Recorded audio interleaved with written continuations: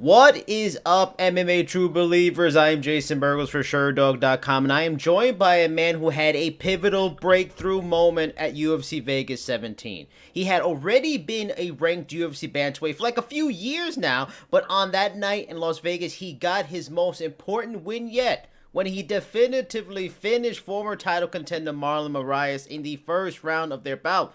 And that man I speak of is New England Cartel Lieutenant and new number 5 ranked UFC bantamweight, baby. 6 spots moved up. Rob Font, Senor Font, congratulations and thanks for the time, man.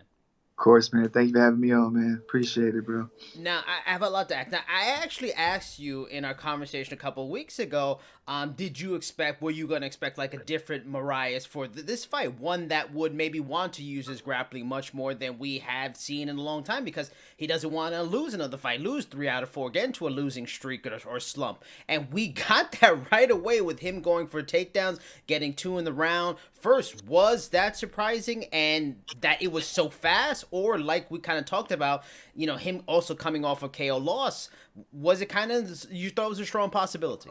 Definitely thought it was a strong possibility. Didn't expect it to be that fast. Yeah, it was quick. I was like, wow, he was quick. He's surprised. He's definitely surprised. I thought we were filling out a couple seconds here, and they think he shot in the first 10 seconds, and it was all right. Here we go. Just be smart. I could feel that he was, high level black belt, super strong. Just take my time. I took my time. Probably took too long, but just I didn't want to get into too much of a scramble with this guy, and obviously give up something. But yeah, no, but the moment I got up, man, it was all me, man. I felt it. I could feel it with the first combination I land. Like I just knew, all right, he won't be able to last for 2 more rounds like this. So I just knew, just put the pressure on him, and the finish will be there.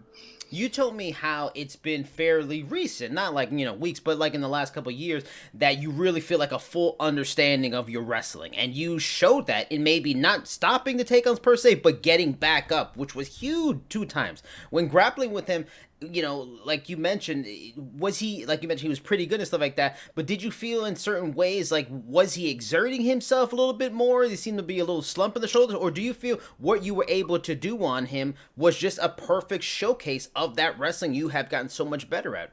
He definitely, I could tell he was trying to keep me there. He did not want to like try to pass. He wasn't trying to do much with, trying to get a submission. He was just trying to keep me down there. And by doing that, you can tell he was feeling it already. Like I can tell he was he was breathing pretty hard, and he was on top of me. I was like, all right, well, he's on top and he's already breathing like this. I just like almost gave me more confidence. Like, all right, he can't do this for too long. Right. Obviously, I knew it was gonna be a tough first round. I just didn't know it was gonna be standing on the ground. I knew it was gonna be tough. But it wasn't like you say. He wasn't like he was hitting me. So it wasn't like I'm getting destroyed in there. It was he's just holding me there. I'm like, he's just holding me. He hasn't even thrown a punch. If this guy decides to throw anything, he's going to eventually get tired. And I got on the grip. I did the 2-on-1 grip, stood up, and then went from there. And he just wasn't there. And I just pushed the pushed the pace, kept going forward, and landed the shots I landed and put him away.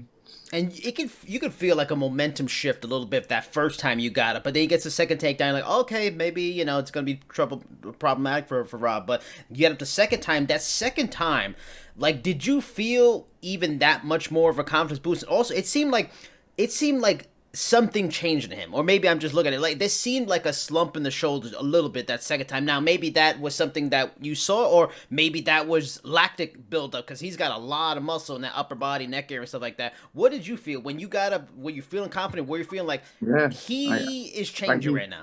He felt like I can feel his grip. Like again, he was holding on to me, and then like he just slowly loosened up. It was just like, okay, he's not. He was just there holding me, squeezing me that whole time. And he probably was there for probably like a good 45 to a minute, right? So maybe a little longer. Like, so he's just sitting there squeezing the whole time, squeezing. And I'm like, all right, that's like we can do this, but like you're not landing much. I'm not like we get into a crazy scramble. I'm definitely not getting tired. I can hear him breathing. I'm like, all right, just be safe. I definitely don't want that same feel on my back. Like definitely heal in my back. That'd be a different story. Like definitely don't want this monster on my back. But like, we're good here. The confidence is going higher. And then obviously hearing him breathe, I'm like, oh man, this guy's getting tired. It's the first round. I'm like, confidence getting higher, and then I'm like, just get up. Got the 2-on-1, got up, put one combination together, and I was like, that's it. Just keep going. He's done, and just put the fight away from there. You get the win. You were emotional in the ESPN post-fight interview. I asked you about it in our talk too, on how this was a breakthrough opportunity and a chance at redemption for the times where it maybe didn't go the way you wanted to go. Yeah. Did you feel like a lot of pressure more than ever before going into this fight for those kind of reasons? And was that like just this massive release, felt the weight of the world off your shoulders? Like they can't deny anymore that you are an elite bantamweight. Yeah, definitely. He felt all that. Obviously, fighting in the UFC is tough. Even if it's, it's just, you're fighting for your job every fight. So like every fight's like that. But then you add all this, obviously they're already cutting people and all that, and then obviously the pressure I put on my own self that I'm not trying to let myself down. It's tough. It's been a tough year. I'm coming off an injury. A lot of people told me I shouldn't even take this fight. People are telling me I should have got an easier fight, and all this, and I'm like, obviously it's like you don't pay attention to it, but it's said and you hear it, and you just, you think about it a little bit, and then you swipe it away and then keep going forward. But like it's there for a second, and it pops up here and there, and obviously if you dwell on it, that's on you. I do a good job of not, just sitting down thinking, overthinking it, but it's there, and it just, you just got to be able to live with it. Pressure is pressure, and you got if you fold under that, then it's it's going to be a lot harder, especially at this level. You're fighting now again from here on out. It only gets harder. Like Marlon's great, but then again, now I'm talking about guys like TJ Dillashaw. Obviously the champ. We're talking about Corey Sanders. These guys are tough. So they're all getting tougher here. So it's going to be more pressure, more eyes, more views. So, but again, I'm ready for that. I've been there, done that. I've won, I've lost. I know exactly what it feels like to do both, and like let's keep going. Like I'm here for it. I'm not afraid of any of it. I'm not afraid to lose, and I'm also not afraid to win. So like, let's go. How seriously did you take those people that were saying, nah, take, something different? Did you seriously think about it? And were there suggestions of take a quote unquote easier fight because you were coming off the ACL tear and, just to kind of put in that fight, put in that camp, make sure your leg holds up? Like, was that their reasoning for not taking on this fight, which is such a great opportunity for you? Yeah, no, I laugh at those people. They're crazy.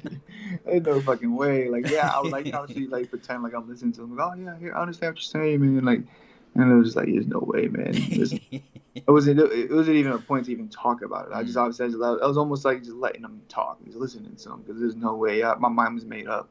Tyson's mind was made up. It was like the team's mind was made up. It wasn't even like it wasn't no thought. It was like, hey, we got this contract. I'm sending it over now. Yeah. We got this fight. It wasn't like, do you want to fight this fight? Like, no, it was like, this is the fight we got. Let's go knock him out. And it was like everybody was on the same page. It wasn't even like what do you think about? Like, hell no. Like they tell you number 3 in the world. Hell yeah, let's go. Like push forward. Like you gotta be crazy, man. I don't know. I don't understand that. Like who this is not like boxing. Like I'm not gonna just find like a walk. Like who would have been tough? Who would have been the easy fight at anywhere in the UFC? Who would have been the easy fight?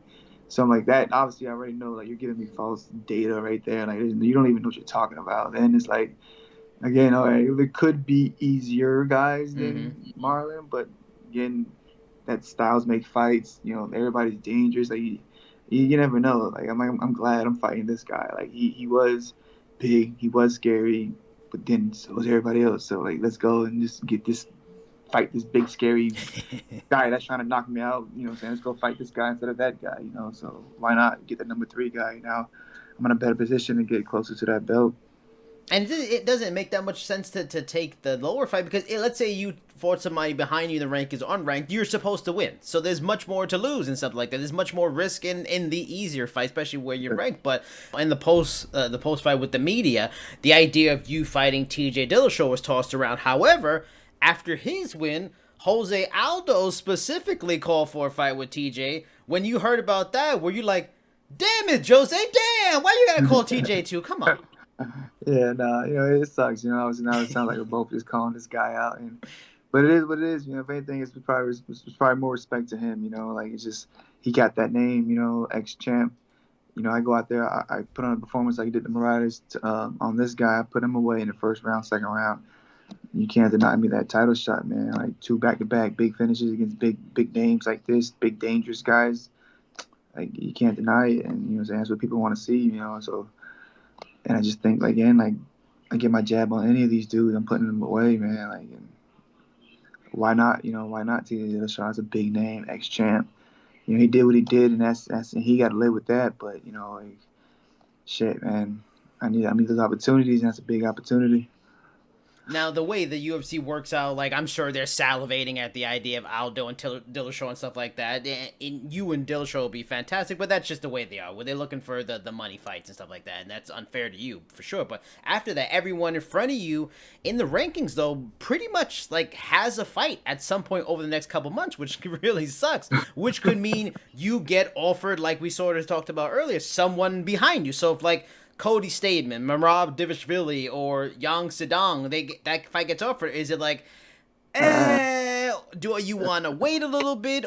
Or considering you would just miss like a freaking year, it seems like the idea of waiting seems like a horrible idea. Yeah, I mean, again, I want anything to get me moving forward. You know, Yeah. so probably would have to wait this one out. You know, like those definitely those fights excite me. I guess I would say like I would love to get in there and be like a replacement for like a Jimmy Rivera or a Munoz fight. Obviously, I don't want anything to happen, but just Yeah. in case, you know, Yeah. like obviously Jimmy. I'm sorry, I haven't fought him, but I love that. I would love to get in there with him. Munoz, I lost to him. I would love to get that rematch. So like I would. That'll probably be like the last case scenario. Obviously, in a perfect world, I get the Dillashaw fight. Doesn't get that. I get the Aldo fight. And that's best case scenario. I'm in there waiting for or not waiting, but like you know, I'm a replacement for any of these fights if God forbid any of them fall through. Now they always talk about showcase, and like it's all about spotlight. A lot of times, spotlight can sometimes open up the door to more. It may not even matter on opponent. Hypothetical, because I've heard you talk about main events. It's time for you to start getting main events. What if they came to you with like a fight night main event, a smaller card but a fight night? You and Sean O'Malley as a main event, say over someone that's a bigger name. What would you rather have? Would you rather have the bigger name, maybe lower in the card, and because of the name and feel you can move up? Or would you rather have that spotlight in the main event with someone who got a lot of hype behind them, which could push you further because of the spotlight? What would you prefer, a main event or a bigger name?